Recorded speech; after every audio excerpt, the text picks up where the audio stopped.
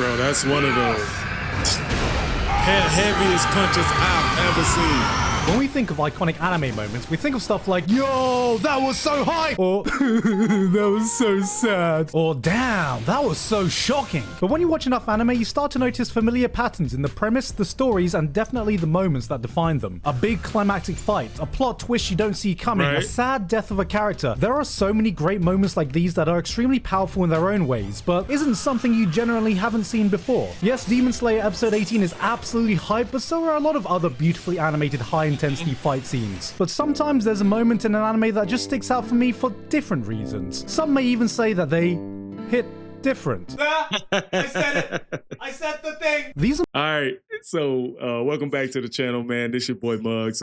We got When an Anime Leaves You Speechless by Gigguk. And I saw one of the channels that I kind of follow for reactions and stuff, and they reacted to this a couple weeks ago, but I wanted to react to this myself and see what's going on. So I already kind of reacted to like CJ the Champ and like recent solo leveling reaction. I did a couple anime reactions and stuff like that. So yeah. We building the channel up, man. Just got to be patient. But yeah, with that being said, man, let's keep cooking. I want to see where you go with this.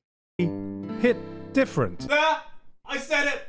I said the thing. These are moments that might not be the most hype, most iconic, most talked about, or even the most memorable. But for one reason or another, they've just refused to leave my mind. So I've compiled a short list of Gigguk's random anime moments that live rent-free in my mind in no particular order or theme. Yes, I'm only making this so I can nerd out about shit I don't get to talk about enough. Thanks. Obviously, there's going to be spoilers, so I'll make sure to show what I'm going to talk about before I start each segment. But if you're anything like me, I have this awful habit of discovering shows and movies I want to watch by watching out-of-context scenes I've recommended on YouTube, even if they are full of spoilers. I know, okay? So hey, maybe you're as broken as I am, but without further ado, let's get to it. But before I start my first pick, a quick word from today's sponsor. Guys, you know what time it is? It's Boxu time. Boxu You know is a what? premium That was Japanese not the snack box face that I works was with businesses expecting. all over Japan to bring you authentic snacks from their country. You get a new theme of great treats every month sent straight to your door. Look at this box. Later down This the box line, can hold a I'm lot gonna of be treats, I tell sponsored you. by them. As you Watch. guys know, summer is coming up, which is why this month's theme is Midori Summer.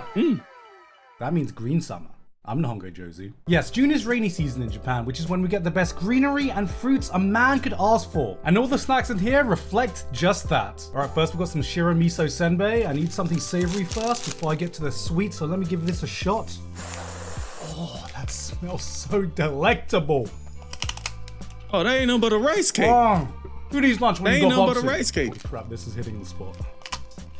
And oh my god, I just saw this. If you don't know, these Sable cookies are goated. This one's the pear Sable cookie. I've never had the pear flavor before, so... The perfect cookie doesn't exist. Oh wait. Oh, nice and soft and rich. No diddy. God damn! No So diddy. if you want to try some awesome Japanese snacks today and also help support my channel, click the link in the description to get some Boxu for yourself or a friend. You can also use code GIGUK to get $15 off your first Boxu purchase. Thank you very much to Boxu for sponsoring me today. Back to the video. Give me more. Give me more. Alright, where we going with this? Music performances. The climactic moment in any music anime that separates the men from the boys, the women from the girls, the beeps from the boops. I'm not even a big music guy, but great performances can be some of my personal favorite moments in all of anime. There is a wave of emotion you can get that is different from a hype fight scene or a sad dramatic scene. Haruhi, K-On!, Your Lie in April, Angel Beats. There are a lot of I was iconic just thinking about Your Lie in April. music scenes in anime, but That's to probably me, one of no the performance best- has made me feel That's probably one of the best music animes I've watched so far. So if you guys want to recommend some more anime, yeah, go ahead. such a journey of emotions as much as Kids on a Slope, episode 7. When you hear that the director and composer of Cowboy Bebop are teaming up again to work on a Wow. music drama revolving around jazz, you get excited. And this is coming Excuse from me? someone who doesn't know Jazz? the first thing about jazz, except that one of the main tracks used in the show is the jazz classic Moanin', which is aptly named because every time I hear that sexy jazz beat, it got me feeling like... Wait, no, wrong clip. Yeah, that'll do. It's Japan in the 1960s, and you have two best friends who are about one seductive look away from kissing their homies goodnight and shouting no Jojo. But at this point in the series, they are having a little bit of a lover's tiff. They aren't talking to each other, their music group has broken up, and their drummer has gone and joined another band right before the big school festival music performance. But, oh no! Something's gone wrong before they're about to get on stage! The setup was predictable, we knew what was coming, but that didn't detract from the magic we were about to see. The school is treated to the purest unplanned jam session between two. Now, I will say, I didn't think jazz would be anywhere near Japan in the 1960s. But that kind of historically eludes me because I'm in America. But, you know, sometimes I am curious about music in other countries in the same decade. Like, how was it? You know what I mean? Two musicians you could ask for, doing their own rendition of The Sound of Music's My Favorite Thing to Snow White's Someday My Prince Will Come. For 4 glorious minutes, their musicians become their voice actors. Not a single line of dialogue is uttered between them, but you understand everything they are saying to each other through the language of music, and like the audience, I was absolutely mesmerized.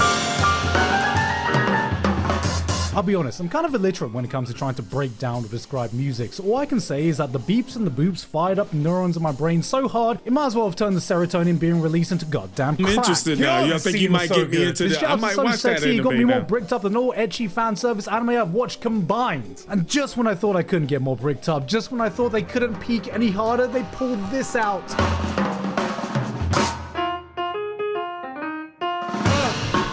In my mind, too many anime feel the need to talk over their performances, to tell you exactly what the characters are thinking, to tell you exactly what you should be feeling. And the beauty of this scene is that they just let the music do the talking. From the perfectly accurate animation, to the callback to previous songs, to the character developments you see on stage, to the emotions this made me feel. This scene is a fucking masterpiece and my all-time favorite music performance I've ever seen in an anime.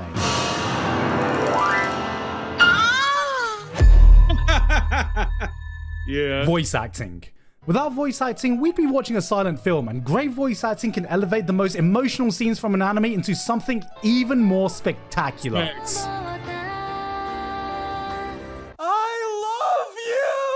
Or we can break it. There have been so many amazing moments of voice acting that I've seen in anime, I can't even come close to listing them all. From the serious to the sad, hype to emotional, to performances that are downright spellbinding, like Restless Vagrant. You idiot. We'll just steal off the miners. Now clearly, the art of voice acting peaked here, but that's a video game. Amazing voice acting features in some of the most iconic scenes in all of anime. So it's incredible that the first thing that comes to mind when I think of a single voice acting scene that dropped my jaw to the floor is not from this, or this, but from a slightly above average Studio Trigger show that no one bloody remembers. When supernatural battles become commonplace.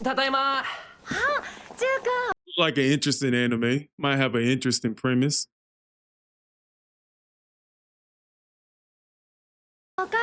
Jirai here is a Chinibyo. What does that mean? He's an edgy try-hard fuckboy. Think of every overplayed trope every bland isekai protagonist thinks makes them badass. Having a special power, possessing some super secret knowledge that only they know that makes them better than everyone. Basically everything that Sid from Eminence in the Shadow tries to be without a shred of self-awareness. That's this guy here, and Hakuto has had enough. So you have chosen death. Think No, of I everything saw a you've clip ever of wanted this to on, scream and shout Twitter, at I every edgy, too cool for school teenager you've met, and that's where Hakuto is. Because for 2 unstopping, uncut, unfiltered minutes, she just unloads.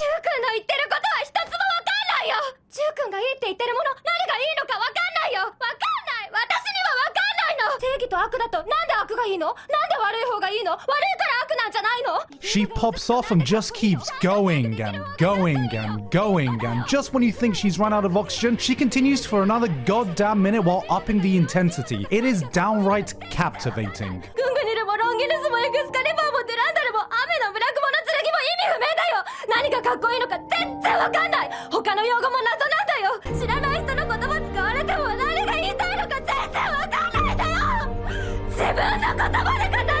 The most amazing thing about this is that it was rumored to be done in one take. The voice actress Saori Hayami had one shot, one opportunity, and she took it. Mom spaghetti. Stories from the staff members came out about how she nailed this on one take and left everyone in the recording booth in silence. And honestly, I can't blame them, because I think I'd realized soon that I just witnessed one of the best voice acting moments in history.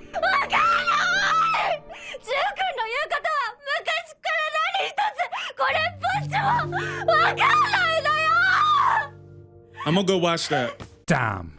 I'm gonna go watch Restless that. Vagrant got anime. some I'm gonna watch competition. it. I gotta see what's going on. I love anime fans, but goddamn, some of y'all got that TikTok brain. If there's not a character getting punched or something exploding every 5 minutes, I gotta start playing some Subway Surfer at the bottom of the screen to make sure you guys are paying attention. Before he continues, I kind of feel like I know where he's gonna go with this. It's like almost like it's almost like fighting animes always get the most love, but for me, like for example, people would talk about Sword Art Online being dragged on, and the story doesn't really. It stalls out a little bit. I like that. That's what makes the anime long. That world building, that dialogue, man. Like I love a good story, and I think a lot of Japanese films, a lot of foreign films, including anime, actually do that for me, and that's why I watch that more than any kind of content that we may get from Netflix or in America or anything like that. Like, you know what I'm saying? It is built. I'm a long form creator, you know what I mean? So I like long form stories. Like I even listen to those manhwa recaps and stuff like that. Exploding every 5 minutes, I gotta start playing some Subway Surfer at the bottom of the screen to make sure you guys are paying attention. But when done right, nothing is more engrossing to me than a good dialogue scene. Eren confronting Reinhardt, Yang Wenli meeting Reinhardt, pretty much anything from Monogatari. These are moments of nothing but characters talking that had me glued onto the screen more than any Michael Bay Mega Man ass explosion ever could. But the one dialogue scene I always come back to is the Banquet of Kings from Fate Zero, Episode 11.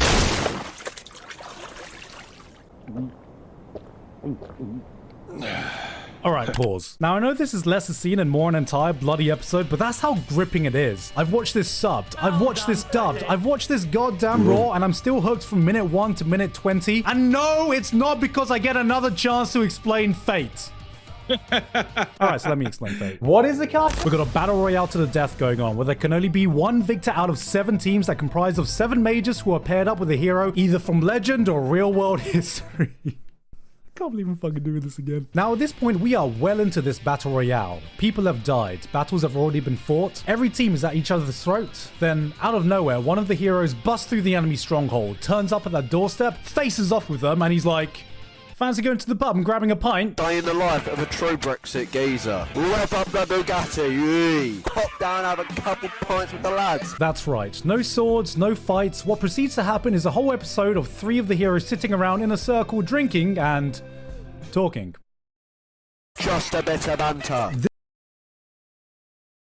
This is a prime example of what happens when you put a bunch of interesting, larger-than-life characters in the room together and let them carry a scene with dialogue alone. Because while at the beginning, it's nice just to see these characters interacting without the pretense of a fight, it really starts to kick off when the topic of what it means to be a true king comes up. I have every intention of plundering your abundant storehouse until it's been laid bare, so get ready.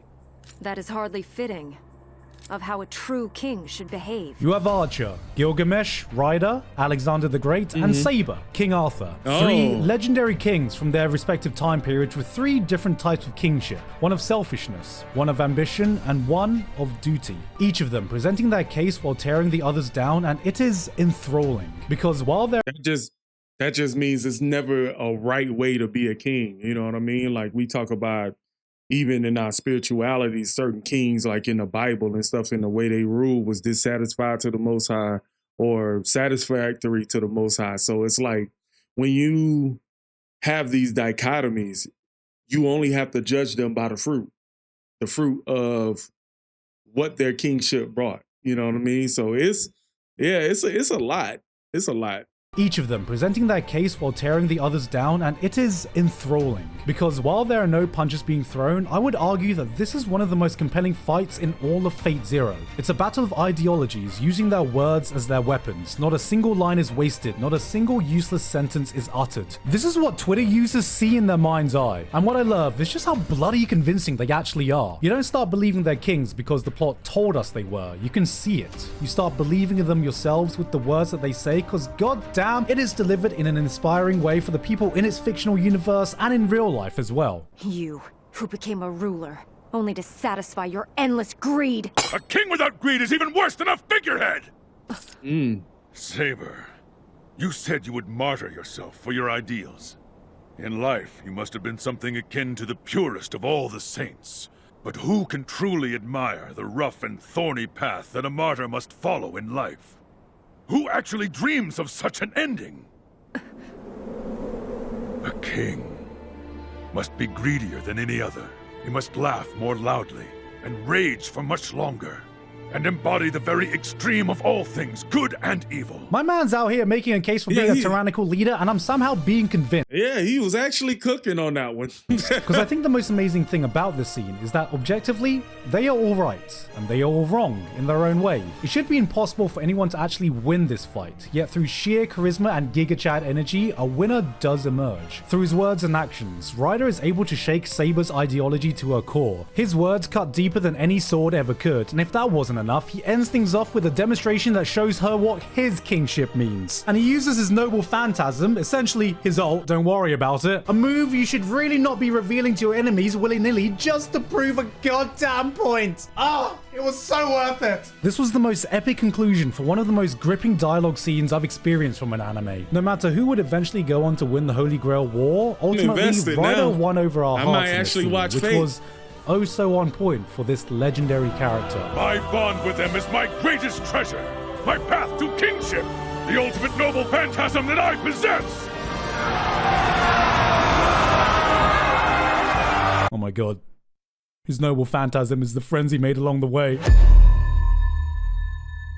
Alright, that was a really long segment, so you know what? Yeah. Anime dancers. There's been a lot of iconic anime dancers throughout the years. Hara Yukai if you're in my generation, Chica Dance if you're a goddamn Zoomer, Jujutsu Kaisen ZD if you're on TikTok, JoJo's Torture Dance if you're on Grindr, but out of everything, there's been one dance I swear I've broken YouTube's replay button watching. Shirobako episode 16. Alright, so you gotta promise me. Promise me you're not gonna leave this video to find this clip and replay it 10 times after I finish playing it. Alright, promise? Like, pinky promise? I trust you, because otherwise I'm gonna tell your mum. I swear I'm gonna tell her you're a little liar pants on fire.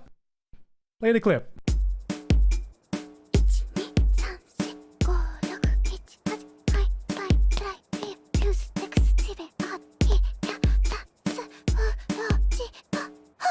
That's it. That's the scene. Excuse me? That's You it, still bro? here?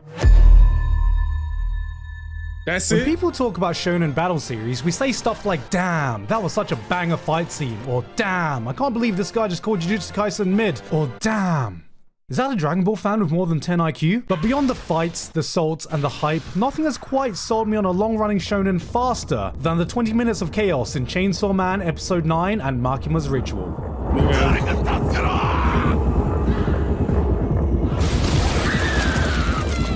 Am I doing a bit of a cop-out by picking a moment from one of the most hyped recent anime? Yes. Did I want to talk about this so I have something to clickbait this video with in the thumbnail? Maybe. But this stands out to me as how to do a turning point in your story. Please don't kill me, Mushoku Tensei fans. More than any of the chainsaw massacring fight scenes, more than any of the boob-touching Makima caboose-sniffing action, this showcased that a battle shonen could do more than just drop a cool action scene on you. Because what stood out to me the most is that out of nowhere, the show just turns into a full-on survival horror as Makima looks at Light, laughs in his face and goes, "Pfft, heart attack? What are you into, little baby shit?" This is how you send a message. What gets me about this entire sequence is just the sheer emotional whiplash after everything that's been built up. We had 7 episodes establishing your usual shonen affair, then in just one episode you realize, oh, the people I thought were safe are definitely not. These villains are way more terrifying than I ever gave them credit for. Then the series doesn't even give us 5 minutes to process that before throwing a fat Uno reverse card in our face. You feel a sense of eerie dread for the bad guys that does a better job than 90% of horror anime have ever done. The direction, the music, her unsettlingly calm demeanor, the fact that these people can sense that they're about to die a violent death before they do is a fucking horrifying thought. And after everything is said and done, you're like, Wait, should I be more terrified of the good guys or the bad guys here? this was just such a brilliantly directed scene from start to finish that went beyond the great action you expect from a shonen. And if that was just a taste of the mayhem to come, Chainsaw Man Season 2 cannot arrive soon enough. Until then, I have to live with the scraps I've got to find out what's really going on behind the terror boner Makima has given us as the true horror antagonist herself. Flowers of Evil. Yeah, she is scary. Because it's like, even when you watch an anime, like, Makima is kind of like, you can't read her. Because she's like expressionless. And I bet that's like done on purpose too. Was an anime that looked like this. Look at this dude. This was a show that took some Creative decisions with its art style and aesthetics, and when it aired in 2013, the internet destroyed it. Meme after meme, screenshot after screenshot, it got clowned on into obscurity, but now like that that time has animation passed, I think style, people are actually. starting to realize that we didn't really give it a fair chance. Sure, sometimes the visuals look so bloody ridiculous that it looks more like a comedy than a thriller, but behind all that there is a truly amazing story being told here, one that explores the darkest parts of our human emotions that we bury behind the public mask we wear. And there's one scene that has always stuck out to me in this series that everyone had already written off. Flowers of Evil, Episode 7. Takao Kasuga starts the series as someone who believes he is different to everyone because that's the person he wants to be. Pretending to enjoy obscure poetry, being an all-around edgy twat. He's not like other boys, there are two wolves inside of him. But when a complicated girl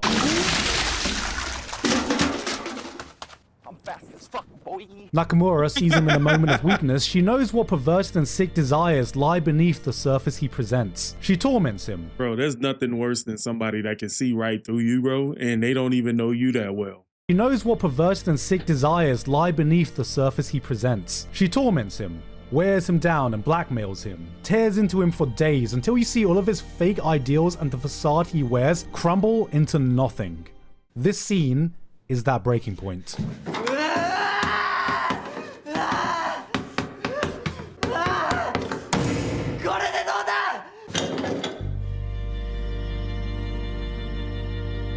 We see him proceed to completely wreck the classroom in an explosion of catharsis as he embraces who he really is. With a sheer, visceral display of emotions, it is almost chilling, watching this manic destruction of their classroom as every layer of his old persona is peeled off one by one. This was the moment where I fully understood the creative vision. That semi-realistic, uncanny look on top of the eerie, unnerving music left me with a symphony of conflicting emotions few anime are able to make me feel. It was equal parts unsettling as it was beautiful. That final shot of the circle of chaos they created is an image that's etched into my mind. Just them laying there. Two messed up teenagers in a room matching how fucked up things are in their head. This was then I understood. Yeah, this was what that room is a reflection of what's going on inside their mind. Why the show looked like this. This was what Aku no Hana was meant to be. There was something special here, and it's sad more people didn't give this a chance for a season 2 to be made.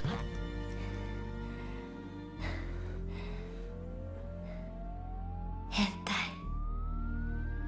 Did she say hentai? There are many moments in anime that get me emotional enough to get the waterworks running. Sad parts that pull at the heartstring until there are no emotions left to wring out. But sometimes I watch a scene that makes me tear up even if there's nothing sad happening on screen. And one of those moments is the running scene from episode 2 of A Place Further Than the Universe.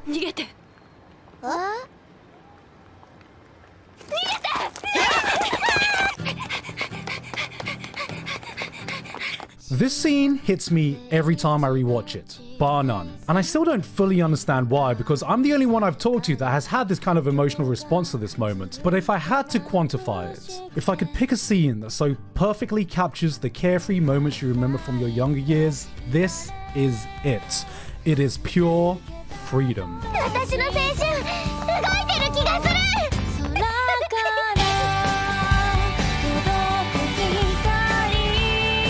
We all have a cherished memory tucked away somewhere of some dumb crap you got up to as a kid. That one random thing you and your mate did on that summer holiday. Getting up to some stupid antics on that one trip you took with your siblings or family. We didn't realize how precious those moments would be, or how dope. fondly we'd look back on them when we were older. Memories and like what that. gets me is this overwhelming feeling that we're seeing one of these precious memories being made right in front of us. 3 girls going out of their comfort zone to go on an adventure and just having the time of their lives doing dumb shit. I will never not adore this moment, maybe even more so than some of the more serious scenes in this series. It might not be the most hype, the most sad, or the most dramatic moment you can find in anime, but it gets me emotional in a way few are ever able to. God, I love this show. You gonna make me watch it, alright? You gonna make me watch it. I give up. And that was everything I had time to talk about today. I didn't even get through a tenth of everything I could have talked about, but I don't want this video to be an hour, so who knows? If you guys like this enough, maybe I'll do some more of these types of videos. If you didn't already know, I'm going to be touring Europe with Trash Taste in September this year. A lot of tickets have already sold out, but we have a few venues with some availability, so if you're in the area, get your tickets now while they're still available. I'll leave a link in the description for all the available venues left. And of course, thank you to the patrons this month: Alpha Sigma, Author Curtis Eckstein, Basil, Dysfunctional Degenerate, Flabberwocky, Ivido, Lavados, Misaka12315, Payne Patchett. All right, now. Hey, man, I think that was pretty dope, man. I didn't do a lot of talking with this one because, like, he's a great narrator, man. Like, Gigguk is a very great narrator, man. I'm going to have to check out some more of his videos, man. So that's pretty much what y'all going to be recommending me to go to next, because this anime channel is still new, so we still working out the kinks in what direction that we gonna go into.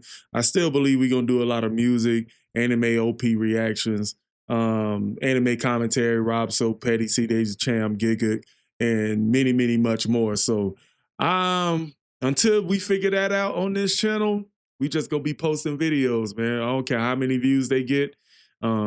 You know, I already have a 100K subscriber YouTube channel or music channel over on the other side of YouTube. So I'm just introducing myself to the audience. All right. So with that being said, peace.